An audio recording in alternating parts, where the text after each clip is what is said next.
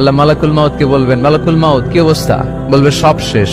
মাইয়াব্বা, কে বাকি? মালাকুল মাউত বলবে জিনেরা বাকি, যাদেরকে দেখা যায় না। আল্লাহ বলবেন জিনদেরকেও শেষ করে ফেলো, রুহু কবজ করো। মালাকুল মাউত আজরাইল জিনদের রুহু কবজ করবে। আল্লাহ এবার জিজ্ঞেস করবে, ইয়া মালাকাল মাউত আখবিরনি মাইয়াব্বা, এবার বলো আর কে বাকি? মালাকুল মাউত বলবে, আল্লাহ মানুষগুলো সব শেষ, জিনগুলাও শেষ, এবার বাকি ইবলিস শয়তান। কে বাকি?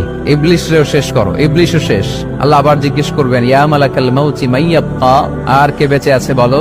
মালাকুল মাউত বলবে, আল্লাহ আপনার কথা অনুযায়ী পৃথিবীর সব মানুষের রুহু কবজ করলাম, সব জিনদের রুহু কবজ করলাম, ইবলিসের রুহু কবজ করলাম, এখন আছে শুধু ফেরেশতা। আছে কারা? যাও ফেরেশতাদের রুহু কবজ করো। ফেরেশতাদের রুহু কবজ হয়ে যাবে। এবার আল্লাহ জিজ্ঞেস করবেন, ইয়া মালাকাল মাউত আখবিরনি মাইয়াব্বা। মালাকুল মাউত বলবে, আল্লাহ আপনার কথা মতো ধরে ধরে সব শেষ, ফেরেশতাও শেষ, 4 জন ছাড়া। কয়জন ছাড়া? জোরে বলেন, কয়জন ছাড়া? ইসরাফিল, জিব্রাইল, মিকাইল,